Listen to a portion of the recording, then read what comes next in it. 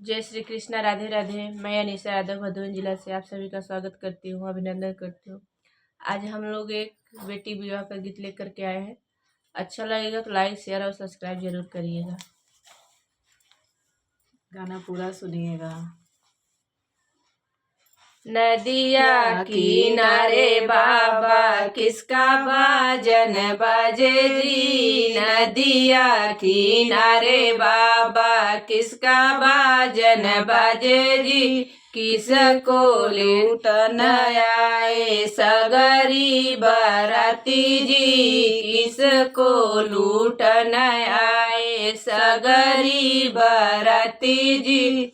नदिया किनारे बाबा किसका बाजन बाजे जी। नदिया किनारे बाबा किसका बाजन बाजे जी। किसको लूटन आए सगरी बराती जी। किसको लूटन आए सगरी बराती जी। नदिया किनारे बेटी तोरा बाजन बाजे जी। नदिया किनारे बेटी तोरा बाजन बाजे जी। तोह के लूटन आए सगरी बराती जी। तोह के लूटन आए सगरी बराती जी। नदिया किनारे बेटी तोरा बाजन बाजे जी। नदिया किनारे बेटी तोरा बाजन बाजे जी। तोहा के लूटन आए सगरी बराती जी। तोहा के लूटन आए सगरी बराती जी।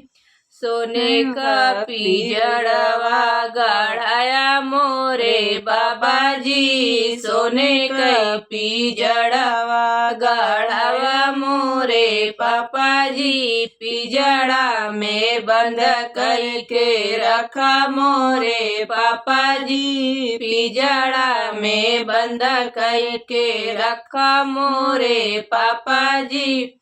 सोने का पिजड़वा गढ़ाया मोरे पापा जी। सोने का पिजड़वा गढ़ाया मोरे पापा जी।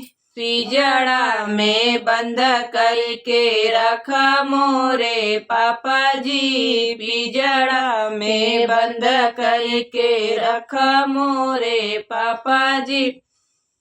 उहाँ के लोग बेटी बड़ा जबर जंग जी। उहाँ के लोग बेटी बड़ा जबर जंग जी। पिजड़ा सहित बेटी ले जइहै उठाई जी। पिजड़ा सहित बेटी ले जइहै उठाई जी। उहाँ के लोग बेटी बड़ा जबर जंग जी। उहाँ के लोग बेटी बड़ा जबर जंग जी।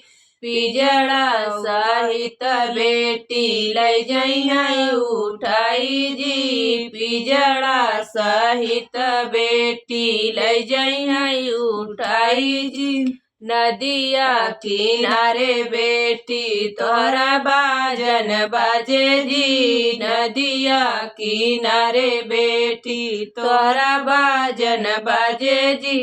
तोह के लूटन आए सगरी बराती जी। तोह के लूटन आए सगरी बराती जी।